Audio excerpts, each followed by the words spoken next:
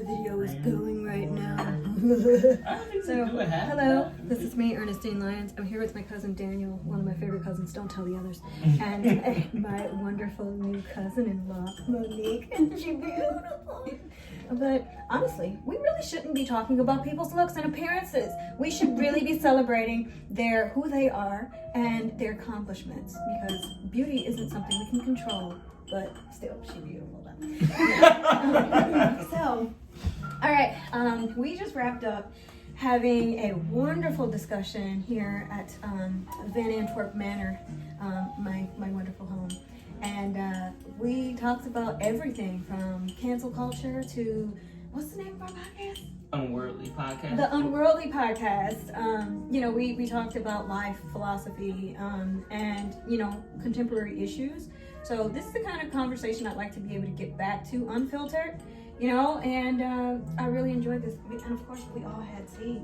Like the tea set. Look at this, look at this. And it was delicious. Right, and we had like jazz playing. Well, that jazz just got on actually. We had that earlier, and then so now this is the intro to our content. Stay tuned. I'm trying to see. Look, I was saying that I don't know if it's actually just the only. Is that the same as yours, babe? Is this the same laptop? It might be. Is this the 16-inch? This is the 18-inch. It's not 18-inch. What was the size before that? No. This is the 15-inch. That's what it is. Because this is definitely not the 12-inch. This is bigger than that. Yeah, this is the bigger one because this one was more expensive and it has a terabyte of storage. Yeah. So I know they don't have that as an option for like some of the Yeah. So this is the one right next to mine. It was so weird. Like Gloria had a MacBook, and my friend Laura had a MacBook, and they kept theirs for 10 years. And Mine the big too. ones, Yeah, and then the battery started expanding. Right. But it was good before that. Right, but they were good quality machines. But and all they of that lasted. acid that leaked out messed up a lot of stuff. No, I'm joking. I'm joking. And then it turned you radioactive, right? And so like this is Daniel's parallel life, the life he leads at night. Like the crusader who rallies against cancel culture. That's hilarious. That's funny. I actually have sugar over here. All this time. Yeah, he doesn't really do honey, right? Oh. No, honey is fine. No, I mostly like honey when I'm actually like sick or something. Same, yeah. But when I'm not sick. It's certain teas I like to have honey in it. Like my black tea, I always have to have my sugar in it. Yeah. Especially I have the sugar in the raw, which is the what is it called? Turbinado sugar. Mm-hmm. Turbinado When sugar. it's that Lipton Classic, I gotta have a sugar. Oh my gosh, yes. So I switched over to Tedley because we grew up on Lipton. Yeah. Right, because Granny would always have the Lipton, but at a certain point, I think in the 2000s, we discovered Tedley, and I haven't been able to switch over since. So Tedley is actually a British company that is owned by like the Indian Tata family. So you just forgot where you came from. Yeah, I haven't had Lipton. But so yeah, that was our podcast. It was lovely having my cousins over, and we had great conversations on great topics. So I look forward to this more. But I hope you enjoy the content. Like, comment, and subscribe, and have more tea. Tea time. All right, say goodbye, y'all. Bye. Bye. Okay, I was just gonna like awkwardly play. So, like, rip the audio. Mm-hmm. Okay. All right. I don't got a fresh hair because. That's exactly what this is. So, hopefully, it picks up everything. It'd be funny if it only picks up like one or two voices. All right. So, you know what? I don't know if this mute button is the mute button or if it's like. Hello. Wait, hold on. There's a way we can check. I'm sure. Yeah. Stop the audio and then play it back. Oh, I was gonna go to the mic settings. Yeah. You know he's not. You know, Oh, that's right. That's right. Because you used to be the one that worked Yeah, with. yeah. I was about to say that was actually the genius. Low.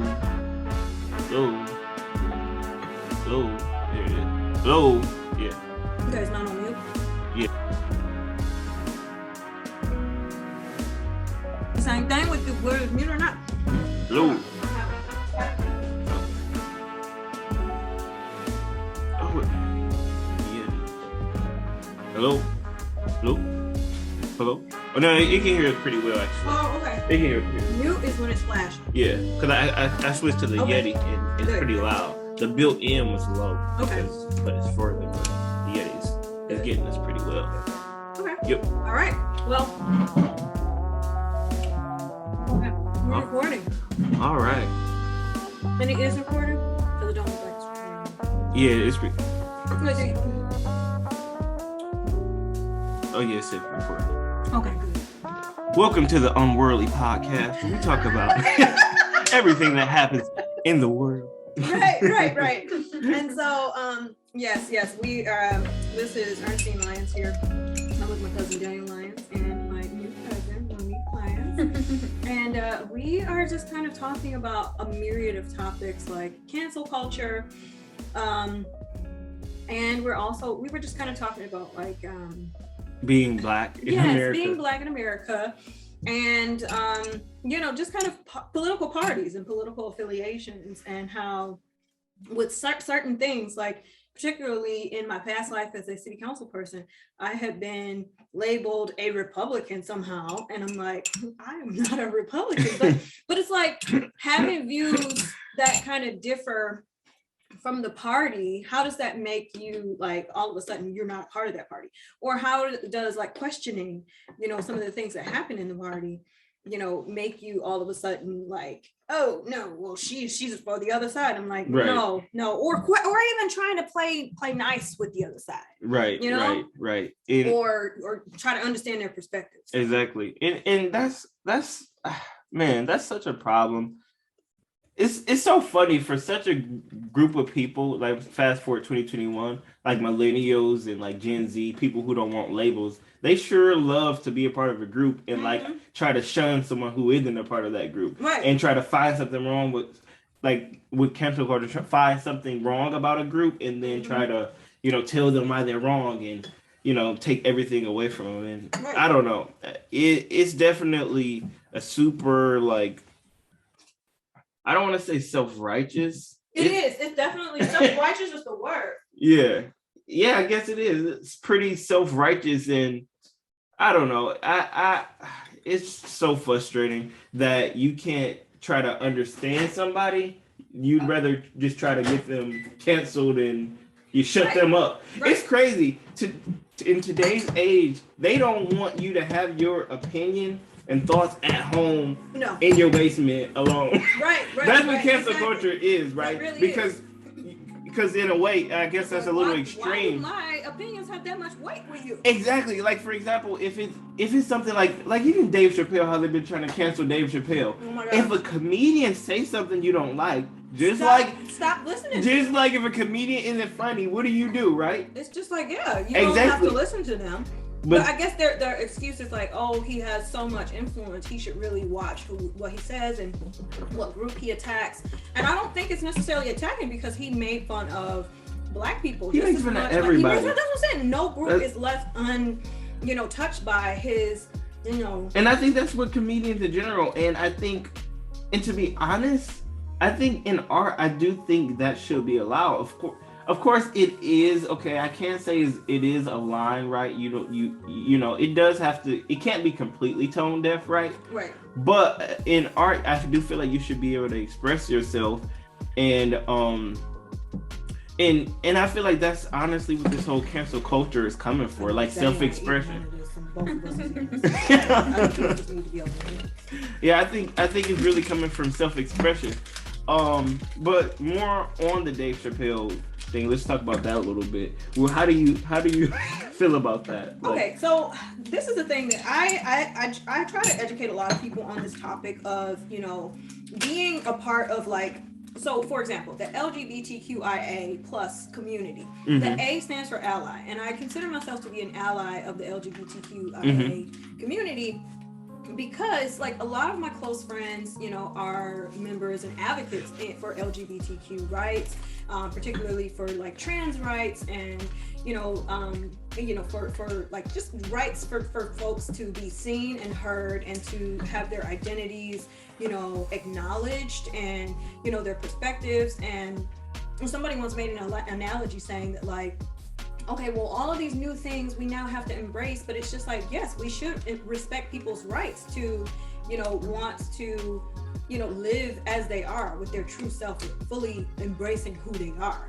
And I'm fully in support of that. So therefore, I am an advocate for trans rights, for gay rights, for lesbian rights, for, you know, intersex rights, which is, you know, these are all things like non-binary rights. These are things that a lot of people, like, I think my sister, she hadn't heard of that term before, and I kind of had to explain it because she saw something on an application where it's like pronouns, and, you know, she, her, he, him, or they, them. And, you know, this was something that I kind of felt like a lot of people are like, what is this? And so, okay, I don't want to cut you off. Go ahead. I'll get to my point because I have a point. Okay, you know, okay, but getting back to Dave Chappelle, because I tend to be long-winded sometimes. No, you're fine. It's just that something you said reminded me of something else that I would bring. Right, but I just feel like, okay, Dave Chappelle has offended a lot of people. He has offended, like, a lot of times he would say bitch, and he would say all kinds of words, and he'd be like, you know, just all kinds of things that, like, oh, okay, that anyone can get offended right, for. and like, I feel like I've been watching his specials, and I'll be like, ooh, he said what? But that's a lot of comedians. Exactly. But I think that what we've done with comedy, like, for example, Louis C.K. is famous for being canceled now.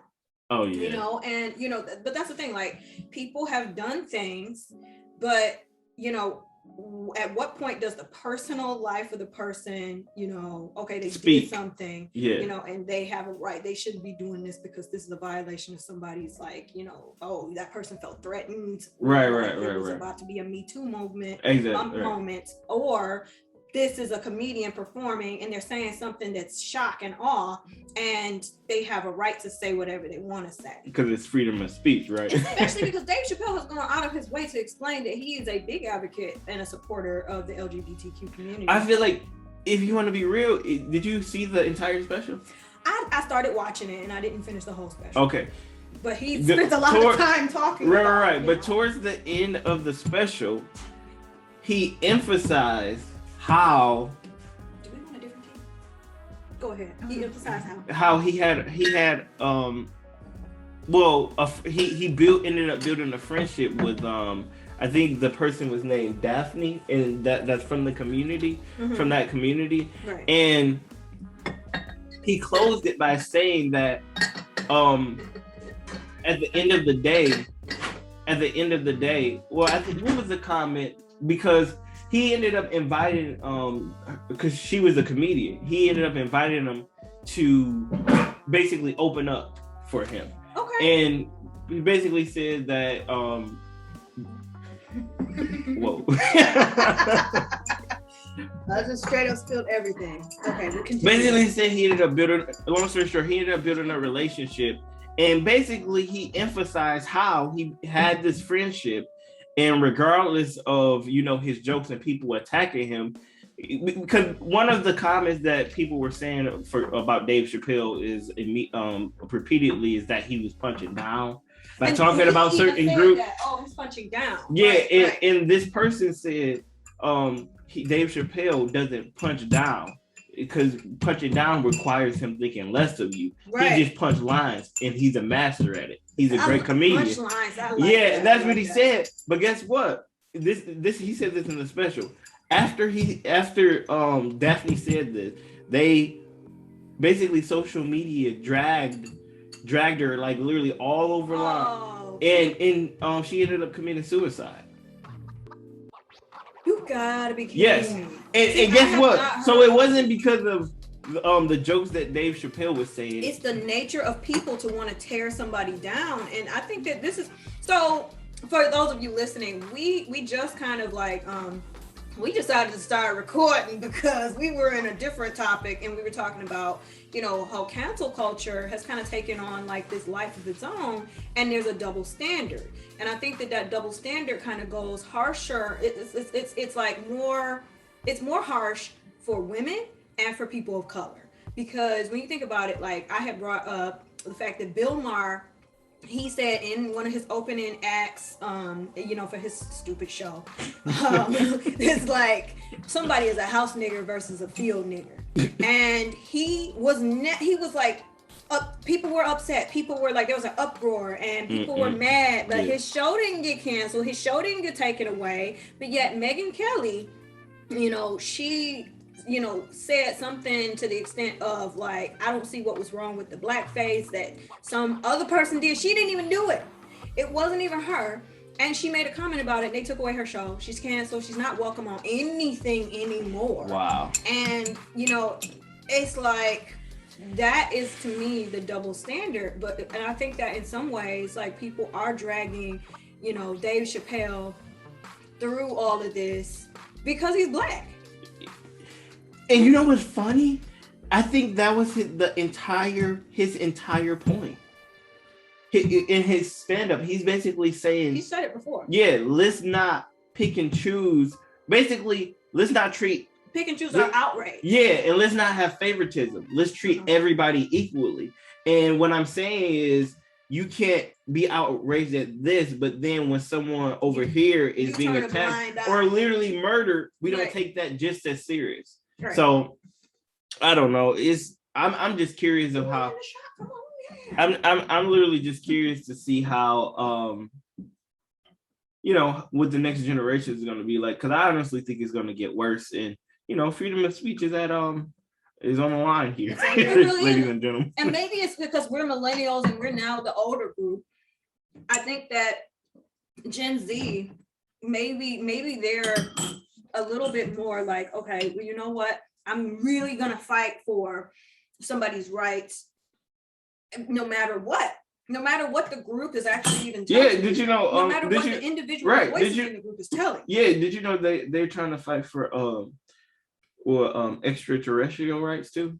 They said they gotta you shouldn't use the alien term because it's offensive to the alien. See, that's what I'm saying. It's like, but these end up talking about it is I think that some of these very extreme liberal movements are, you know, kind of, they're taking things to another level. You know, there's advocacy and there's fighting for people and they're speaking to give a voice to the voiceless. But then there's hijacking movements. Like, for example, I felt like last year Black Lives Matter took on a very radical component that was not even Black people led. Oh, 100%. It was like 100%. No, well, I guess that's not the same comparison though. But did you know that the Me Too movement was actually started by a Black woman? See, that's the thing. I don't think I knew that. Right. That goes back to what you're saying. I can't really speak too much on the Me Too movement because I don't know exactly to the extent if it more from exactly from what she intended, but I can definitely, like, I'm just saying that to relate to the Black Lives Matter, how, like you're saying, movements kind of being co-opted and kind of like hijacked by different voices who want to, for lack of a better term, white-splain to you, this is what we're going to do and this is why you need to do it this way, as opposed to actually listening to the people who have been putting in the groundwork in the Black Lives Matter movement since 2015. Right. You know, people who have been wanting to just let people know, like, no, our lives matter. This isn't like, and I'm not about to debate you on Black Lives Matter versus all lives matter, because it's not even a comparison. It's nobody is saying Black Lives Matter more. We're saying that, you know, this is a group that, you know, is systemic racism is actually like impacting this group to this day, you know, and this is like the historical implication of all of this is, you know, you still have, you know, all of this targeted racism that, you know, doesn't see a group as human. It, you know, it's truly insane to me. Like, I can't even make sense of how someone could take something so out of context. Like, Right.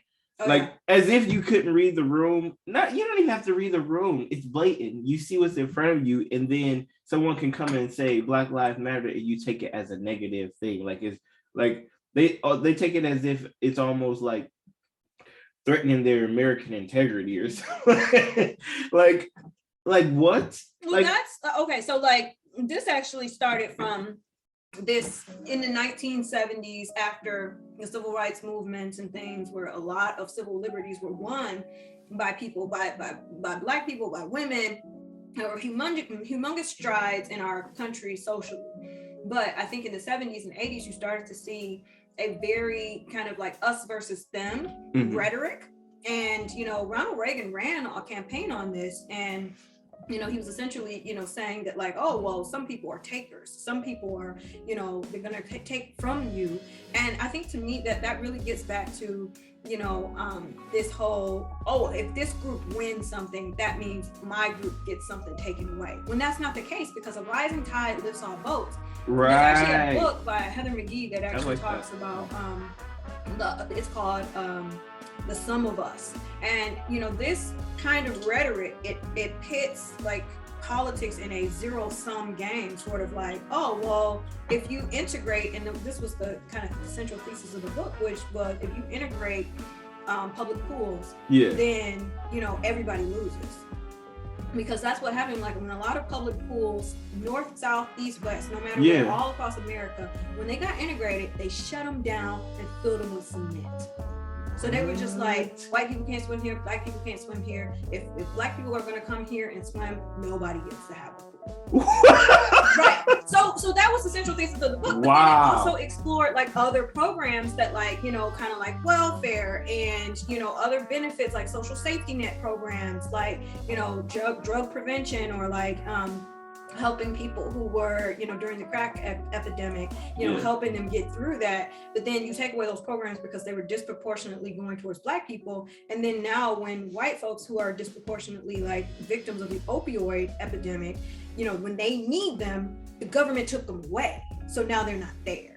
So this is the mentality that kind of arose in the late 70s under Nixon, and then it continued under Reagan, and then even like Democrats who wanted to get elected, by big numbers, they started adopting this too. So Bill Clinton was huge on that, like, let's be tough on crime. Right. And that was code for lock more Black people up, because this perception is that Black people are being given so much by our society now. And then that was the kind of like, thing that you wanted to play up to people to kind of create this division. Oh, exactly. So I went off on a No, that's real. It's so funny. It that goes back to like one of the most like divisive things ever, that is media. Like media presenting something a certain type of way in order to push an image, and then people believe, hey, this is actually like how things are. And then, that kind of stuff. Or or oh, you had a Black president. So racism is over. And it's people who actually thought that was true. Like even like Chelsea Handler, whatever. Take her. Well, she said that she actually thought racism was over, and she had a wake up. That goes to show she never actually was being exposed to it ever. Exactly. She said she had a wake up call when Donald Trump was elected as president. She said she then realized things aren't as what they say, and then she went and made a documentary called "Hi Chelsea, Hello Chelsea, I'm woke" or something like that. Oh Lord. Yeah, and in the documentary she goes on talking about how woke she is and how she had to tell like people in her life, basically spreading awareness about racism. Yeah, so that's interesting. Honestly, I think more so I'm that just, like, well, seriously, okay, because I was having another discussion with somebody talking about like how there's now this movement towards like having more people with their affinity groups having this discussion, because like, okay, I know a lot of companies. No, I do think that is helpful. I do think that can be helpful. It really can. Because people do only live in their bubble. But I was even just saying that more so to make the point that people just, when they are in their bubble, and then you have a certain like media, is kind of pushing this one image, you think, hey, you know, the world isn't evil. Hey, you know, the world isn't racist because, you know, you have black people in certain movies, blockbuster films. Right.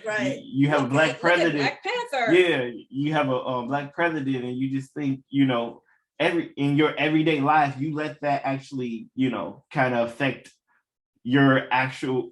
Well, you take it as your perception of reality. This is your perception because it's not confronting you anymore. There are no people marching down your street protesting about this, so obviously it's over. Right. And then also I'm not impacted by it at all. So, you know, it's over. It's done. Yeah. What are your thoughts, Mom? Yeah, I think the most dangerous thing is the word they. And people saying they said this, they do this, they told us this. You really got to call people out, the ones who are making those phrases. It wasn't they and everybody saying this. It's this media outlet. It's this particular person. It's not the majority. Right. Yeah. That's a heavy topic. I don't know why I was just randomly thinking this, but what are your thoughts on Candace Owens? You know what? I was just thinking about her last night, and that's what I'm saying. Like she never occupies any space in my head. I actually don't know any. Like I think who was the guy we were talking about with the kind of toxic masculinity? I'm gonna coach you women on like. Oh, you're talking about? Oh, you thinking about Derek Jackson, Kevin Samuels? Okay, so like yeah, I think. Some guy who's similar to her on YouTube, to him on YouTube, had Candace Owens on his show, and I know who you're talking about. He's like, called The Roommates or something. Something like, because it's not like it's not the name of the guy. Yeah, it's like a broad show. Yeah. But that popped up because like one of those videos that I watched on a similar topic was like, you would like this Candace Owens interview. I'm like, would I? So she was saying some stuff like talking about how like the same kind of thing, and the only thing I've heard her say is like very conservative things about like, oh, you need to be married, women need to focus on being wives, and you know, forget about your career, your goal is to be like a mother. And I'm like, okay, that if that's what your goal, like don't tell somebody they need to be like. That's what she was saying. She was, and that's the thing. That was the only interview I've ever seen of her. You know, but what are your thoughts on Candace Owens? I was just wondering. I don't have any I don't know enough about her. Same. But I do know that she brings up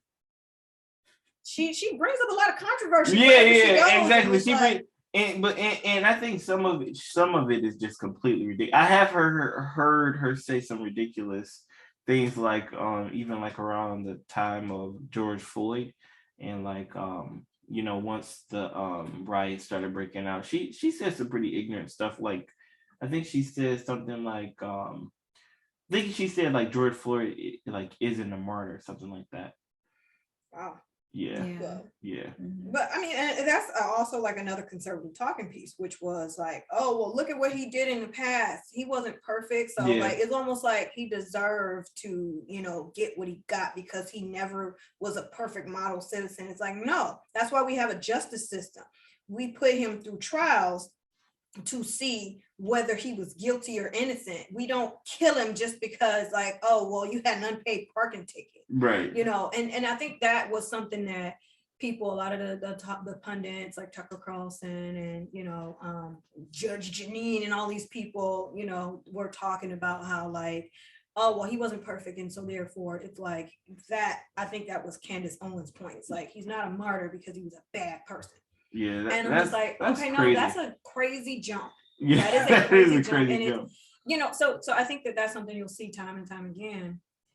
And, you know, just this like, I want to play the other side against other people and, you know, like playing sides in general. So. Yeah, which is, I don't see the point of that. I just think she was out of line, long story short. And, I don't know. I don't know too much about her, but I do know like she tried to be extremely divisive, and like I think her saying stuff like that it's really like deliberate in her trying to, like you said, play the other side. Like I don't know. I think it's disrespectful. I feel like she's almost like Black Ann Coulter, because Ann Coulter was like another conservative voice who like really. But I don't know if she is conservative. Oh, no, I'm saying Candace Owens. She is. Gotcha. Yeah. So, and I think that's what it is. But I think for some reason our society, like anytime you hear a conservative voice, they're like controversial. Yeah. And I'm like, okay, well, all right, well, we'll hear what they got to say and then we can attack them, But I think that's just what it is in our society where, the media is very liberal. It does have a very liberal bias. Super and biased. yes. But, so that's the lens through which we are going to consume all media. And sometimes it's like, okay, well, why is the other side thinking this way? Right. And then I can prove why they're wrong. Right. but it's at least to hear them out. Yeah, exactly. But Mhm. I think that falls on deaf ears. People don't want to hear people out anymore. They just want to go straight for the jugular. Yeah. Mm-hmm. And then like maybe in a few years later, they might look back and say maybe Maybe we were too harsh on that. maybe Right. not though. Maybe it'll just get worse, and then more Like I'm people saying, get I think we get more. The next generation is going to be like, we have to advocate and fight for things, even though nobody is asking for this. Yeah. So, but yeah. So those were the topics that we kind of hit the ground running with, and so now I'm either gonna have to go over their house and continue these good conversations with the juicy dirt. I think last time I came over, we were talking about Meghan and Harry, and we ended up bringing them up again, and how my illusion of Meghan being in the royal family and being all happy about that because Prince Harry was my favorite. It's just definitely, and mental illnesses is definitely, no light matter. And I never want to take anything, like if somebody feels like their mental health is in danger, but I don't know, I feel like Meghan is just kind of a mess. I feel like just to touch on this a little bit, I think our biggest thing is it seemed like she was being naive. Yeah. In a way. Yeah.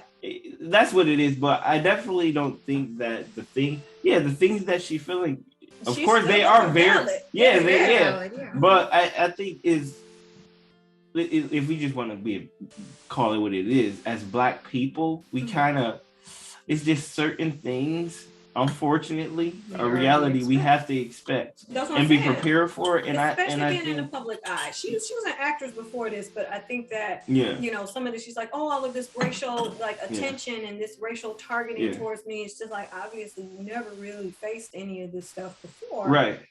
So therefore it's new to you. Take one of the most successful, most politically correct Black person that you might know right now. Washington. I guarantee he still faces some form of discrimination. Right. You get what I'm saying? And like from the outside world, you would probably think that's Denzel Washington. Like Michael Jackson received discrimination. Mm-hmm. That's Michael Jackson. Michael Jackson is you get what I'm saying? Right. So he might be an interesting example. Yeah. Exactly. Alleged. He still was a weird dude. Right. But my point is, just as a Black person, it's just certain things you do kind of have to prepare yourself for. You grow to expect it. You're groomed. And we are raised in it, and she just wasn't. Yeah. And it was really detrimental to her because in the documentary on Apple TV, where talking to Oprah, he actually talks about how she wanted to take her life and she was ready to just die, even though she had the baby inside of her. She didn't feel like life was worth living anymore. Oh wow. Mm-hmm. See, now that in itself is completely valid and it's really sad. But I think it just kind of points to a larger symptom of like people need to be more exposed to things and, just kind of recognize that the world isn't going to be all like, oh, we love everything about you and you're great. And you're sometimes going to be torn down. And I was just telling Daniel and Monique, like when they first got here, because I just lost the election for mayor of Harper Woods. And during the campaign, there were a lot of ugly things that were said about me. They were talking about, oh, she lives with her parents and I don't. They were like, oh, even if you she's did, not- that's none of what I'm their saying is, like, business. but it's not only, it's one, not their business, it's two, let's talk about like why millennials are actually living with their parents for a lot longer, and like how they're doing this to save money and to be financially stable. Yeah. Because that was the argument. They were like, oh, she has to live with her parents, she's not financially stable. I'm like, I have a wonderful credit score, and I also, have a great savings, and I was able to, buy my own house. So it's but then they were also kind of attacking me personally and attacking my character, and those are things that I knew even at this local level. Harper Woods is made up of 15,000 people, and it's 2.6 square miles. But like if you at Meghan Markle's level or anybody else, you have to be prepared for some level of scrutiny. And I mean, it's not to say that didn't become something that was emotionally taxing on me, because it was.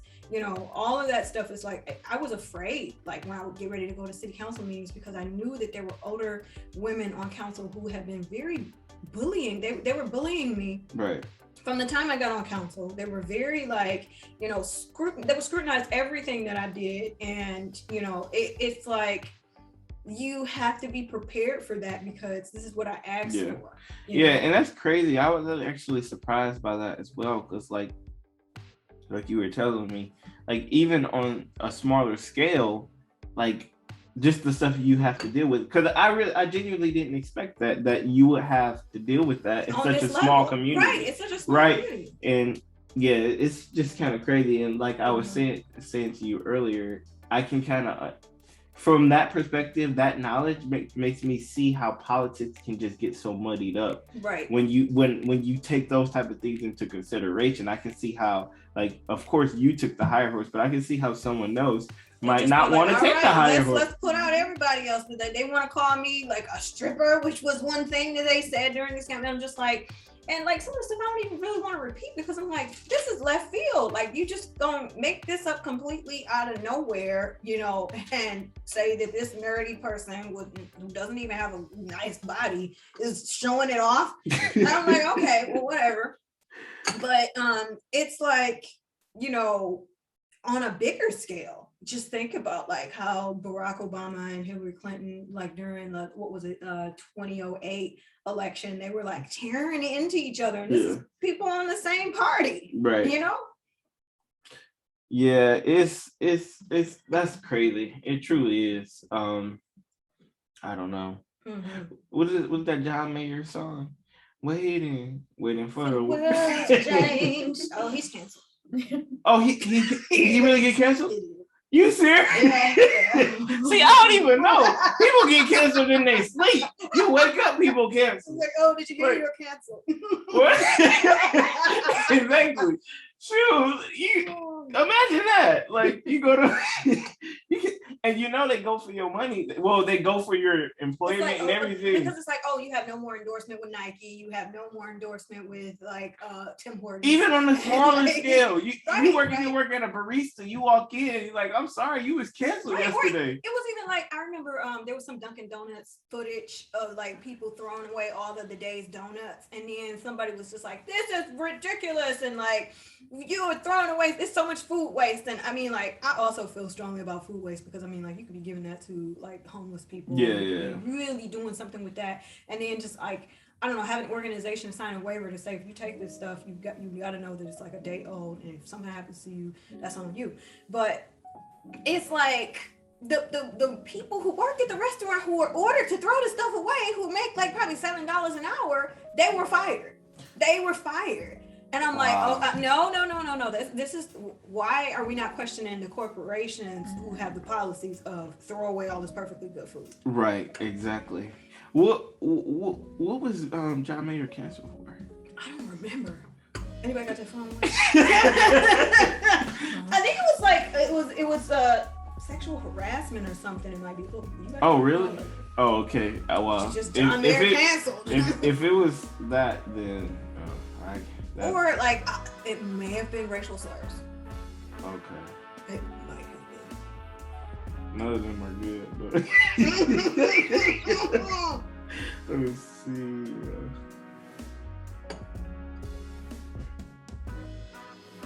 What is this phone? Oh, this is the Galaxy. Does it take pretty pictures? Oh, you took pictures Oh of that wow, camera? it's got like Yeah. 17 cameras. My goodness. Why do you need all of those? Wait, take a picture. Take a picture. Send it to me. Let me see. Okay. Okay. Well, first look that up because like Okay. we got dead air here. Anyway, me so yes, welcome so much, Monique, to this this inaugural episode of what did we say the name of the show is, Daniel? The Unworldly podcast, Oh, the Unworldly. where we talk about everything that happens in the world. Oh, that's a good one. Okay, all right. Okay, we'll have a logo set up. Oh my God, I looked it up. There's a whole article, a complete timeline of John May's No. controversies and scandals. No. How much time you got, bro? Like what?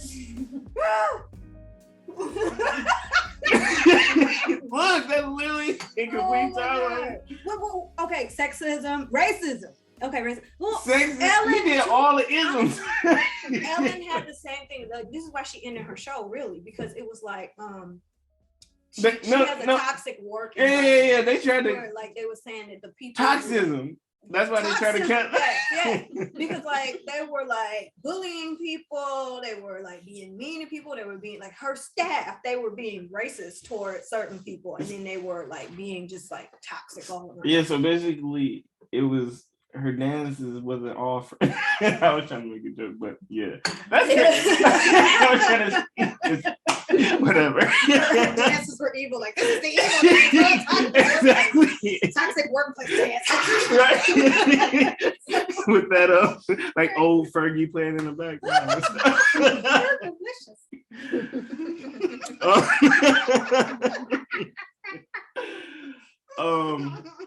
Yeah, I don't know. That's crazy though. Mm-hmm. But see, this is the craziest part about cancel culture. In certain situations, it's some validity in why certain people should be canceled. They really should. Yeah, so Yes. ain't that the thing, because we can talk about cancel culture as well. And yeah, of course, cancel culture is, as we've been expressing this entire time, is going overboard, but on some degree you do need that, because You got it, like, because some people have to answer for their actions, right, and right. They really do, and some people like don't even are not they're oblivious of their actions. I remember once I was talking with a friend, and he was just like, well, why should people have to watch themselves so much, and like now I feel like you can't say anything and everything will get, but it's just like, okay, but why do you think it's okay to make fun of your Indian coworker and do like that, make fun of your like did you hear about the teacher who did a native dance to teach a math class? And I was like, oh my Why gosh, would no, you like do- this is offensive. And she had apparently been doing that in her classroom for 5 years straight. And then like nobody it's ever, so and it was a math cool. teacher. You said what? It's Sokotoa. That's how you memorize the thing. Sokotoa. But why did she actually? No, she put she put on like a whole She put on costume a though. costume and everything. I feel like there was a better way to help. That's like if Well, she these was things they're great. no. That's like if she was teaching about Black History Month and she walked in with like an afro. right, and blackface. Right, like we don't need all the shenanigans. Keep it like if you're using a technique or a method. You can make a rap, a math rap or whatever. You don't have to try to like assimilate into the culture itself or act like. I mean, that's the thing. Like, most people at this point, we know that the headdress is appropriation and it's offensive. I get that she was trying to get the Sokotoa because she could have did the Sokotoa, because I watched the whole thing. Sokotoa, and then that's what she marched through the room, but she could have made it memorable without the appropriation. And I think that is where the line to me is even like, okay, you are taking somebody else's culture and you're making fun of it. You're not appreciating it. And that's what I think, like the whole like cancel culture for appropriation, I completely get, because maybe it's because I like am a global citizen. I live in these different places, and I get that sometimes people will just kind of come and like these international things they don't appreciate or understand. And not to mention they not to mention they just outright exploit things. They exploit it, exactly. And so like that's the thing, like anybody can be doing this, exploiting, like Gwyneth Paltrow. Is that her name? I don't know celebrities anymore. No, I think that's a name. Yeah, that's a. Yeah. No, Gwyneth Paltrow, Gwen Stefani. Wow.